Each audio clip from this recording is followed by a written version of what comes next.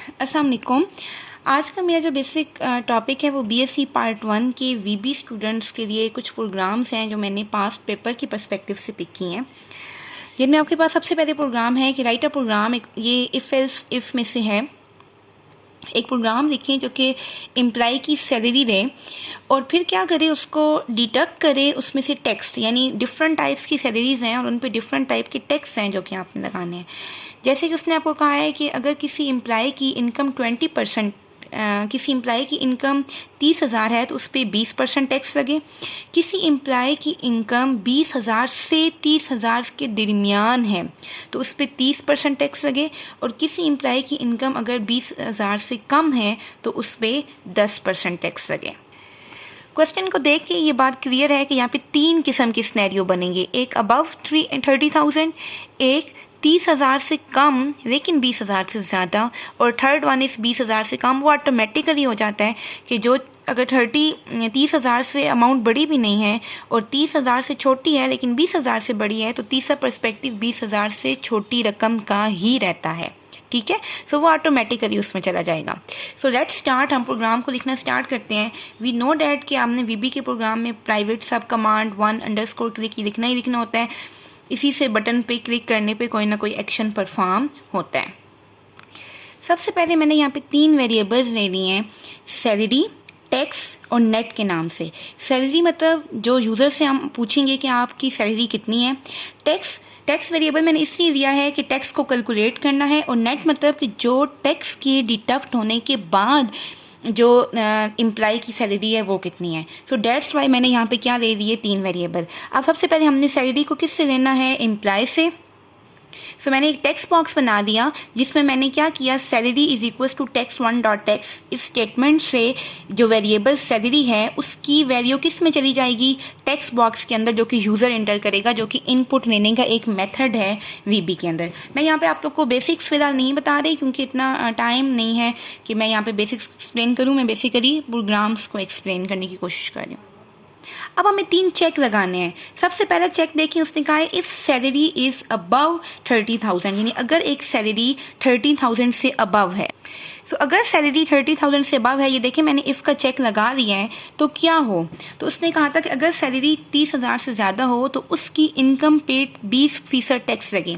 यहीं पे एक छोटी सी बात समझने की ज़रूरत है कि हमें क्या पता कि उसकी सैलरी का 20% कितना है। टैक्स तो हम तब लगाएंगे ना जब हम उसका 20% निकालेंगे। डेट्स वाई सबसे पहले हमें सैलरी का 20% कैलकुलेट करने की ज़रूरत है, जो कि मैं टैक्स के अंदर निकालूंगी, जिससे पता चलेगा कि एक्चुअल उस पे कितना टैक्स लगा है। और किसी चीज़ का 20% निकालने का फार्मूला बिल्कुल परसेंटेज का ही फार्मूला होता है। तो यहाँ पे मैं क्या करूँगी, tax is equals to salary का 20% ना, ठीक है। So salary multiply by 20 divide by 100, जो कि कॉमन परसेंटेज का फार्मूला होता है। परसेंटेज भी हम इसी तरह ही निकालते हैं, ठीक है। तो यहाँ पे मैंने क्या किया, सैलरी जो कि यूज़र देगा उसको 20 से मल्टीप्लाई करेंगे और 100 पे डिवाइड करेंगे, तो जो वैल्यू आएगी वो उसकी सैलरी का 20% होगा, जो कि टैक्स में जाके स्टोर हो जाएगा। सही। उसके बाद हम क्या करेंगे, अब यहाँ तक बात ख़त्म नहीं हो गई। अब हमें जो टैक्स कैलकुलेट हुआ है उसको सैलरी में से एलिमिनेट करना है। सो नेट का मैंने वेरिएबल इसीलिए दिया हुआ था कि अब मैं उसमें से टैक्स को माइनस करूँगी। So net is equals to salary minus tax. अब क्या होगा, सैलरी जो यूज़र ने एक्चुअल दी और टैक्स जो कि हमने कैलकुलेट किया वो माइनस होगा, और नेट वैल्यू क्या सेव हो जाएगी, जो कि एम्प्लॉय की एक्चुअल पे है। ठीक है, सेम एज अगला चेक किसके लिए है, 20,000 और 30,000 की मिड के लिए। सो मैंने यहाँ पे दूसरा चेक लगा दिया, एल्स इफ। हमें पता है कि इफ़ के बाद जब हम मल्टीपल इफ़ लगाते हैं तो एल्स का कीवर्ड लगता है और उसके बाद दोबारा इफ़ लगती है। अब हम कहेंगे कि अगर सैलरी 20,000 से ज़्यादा है और सैलरी 30,000 से कम है तो कितना टैक्स लगे। अब कितना टैक्स लगे आपके पास, 15%, ठीक है। सो 15% का मतलब है कि सबसे पहले सैलरी का 15% फाइंड करें। So same as tax is equals to, जो हमने ऊपर कोड लिखा वही, सिर्फ आप 20 की जगह क्या आ जाएगा, 15 डिवाइड बाय 100। और बिल्कुल उसी तरह अब हम दोबारा नेट कैलकुलेट करेंगे कि सैलरी में से टैक्स को माइनस करें। ठीक है। एंड पे क्या बचेगा, आखिरी आपको पता है कि जब सब केसेस गलत हो जाते हैं तो वो केस एल्स में चला जाता है। सो अगर पहली कंडीशन भी गलत हो गई, दूसरी भी गलत हो गई, तो डेफिनेटली सैलरी जो है वो 20,000 से कम है। सो यहाँ पे हम सिंपल क्या लिखेंगे, एल्स ब्लॉक स्टार्ट करेंगे और इधर हमें जो टैक्स है वो हमारे पास कितना आएगा, tax is equals to salary 10%। तो salary multiply by 10 divide by 100 और यहाँ पे हमने क्या कैलकुलेट कर दिया, दोबारा नेट कैलकुलेट कर दिया और इधर हमने इफ को एंड कर दिया।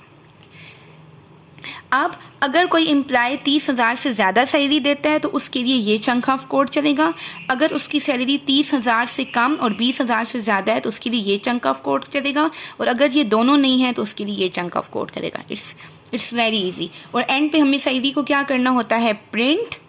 सो उसने कहा था कि सैलरी को प्रिंट भी करें, तो ये मैंने आउटपुट के लिए कोड लिख दिया। ये क्या है, your salary is print your salary is. अब स्क्रीन पे क्या नजर आएगा कि आपकी सैलरी, हमें पता है कि एंड इज कैनकेटिनेशन साइन, जब हमने टेक्स्ट और वेरिएबल दोनों को मिलाना होता है तो हम एंड का इस्तेमाल करते हैं। एंड सैलरी से क्या होगा, जो एम्प्लॉय ने सैलरी दी हुई होगी उसकी वैल्यू शो होगी। यहाँ पे ये वेरिएबल नहीं शो होगा, वो वैल्यू शो होगी। लेट्स सपोज 40,000 50,000 जो भी एम्प्लॉय ने अपनी सैलरी पुट की होगी। और प्रिंट टैक्सेस, फिर हम आगे उसको बताएंगे कि उस पर टैक्स कितना लगा, और आखिर में हम उसको बताएंगे कि नेट सैलरी आफ्टर टैक्सेस, यानी तुम्हारी एक्चुअल कितनी थी, तुम पे टैक्स कितना लगा, और हमने आफ्टर टैक्स का किस में सेव किया हुआ है, नेट के वेरिएबल में। डेट वाइज मैंने यहाँ पे क्या प्रिंट कर दिया, नेट। और एंड सब का मतलब है कि यहाँ पे आपका प्रोग्राम जो है वो ख़त्म हो जाता है। अब मैं यहाँ पे इसको कंप्लीट भी इस तरह रख के दिखा देती हूँ ताकि अगर किसी ने नोट डाउन करना है तो वो बआसानी इसको नोट डाउन कर सके।